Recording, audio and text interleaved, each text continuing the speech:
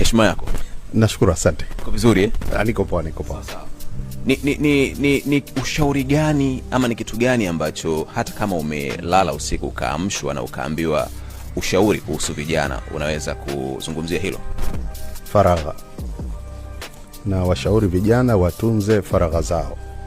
Sasa hivi kutokana na maendeleo haya ya sayansi na teknolojia, vijana wengi wamekuwa na tabia ya kuanika mambo yao hadharani kwa kupitia hiyo mitandao. Na mbaya zaidi, wakati mwingine wanapojaliwa au makubarikiwa kupata hata watoto, wanakuwa hawatunzi faragha za watoto wao.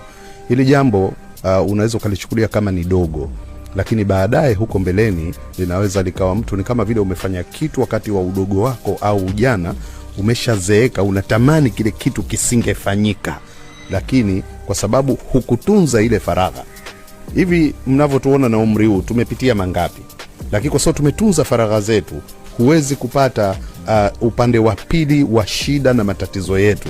Lakini vijana wa sasa, huwezi kuishi ikamalizika saa 24 hajachukua jambo miongoni mwa mambo ambayo pengine wala hakukuwa na haja ya kujulikana, ukaona ameyaweka hadharani. Atayaweka huko kwa mnaita wenyewe mjini YouTube, ataweka Insta, ataweka kwenye Facebook, atatuma kwenye group za WhatsApp. Wengine wanatunza na halafu baadaye wanakuja kutumia dhidi yake yeye mwenyewe.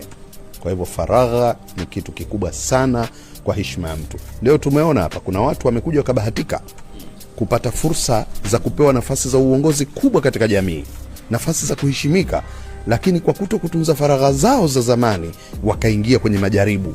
Watu wakaanza kuchukua picha zao zile za zamani na vitu vingine.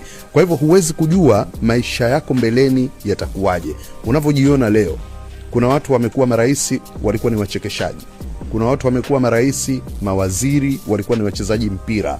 Kwa hivyo unaweza kuwa ni msanii leo, unaweza kuwa ni mwanamitindo leo, unaweza kuwa mwanamitindo baadaye ukawa waziri wa utamaduni, unaweza kuwa mwanamitindo baadaye ukawa kiongozi mkubwa. Wengine walikuwa ni wasanii baadaye wakawa wabunge na vinginevyo. Kwa hivyo tunza faragha yako, kwa sababu hujui mbeleni maisha yako ya kesho yatakuwaje.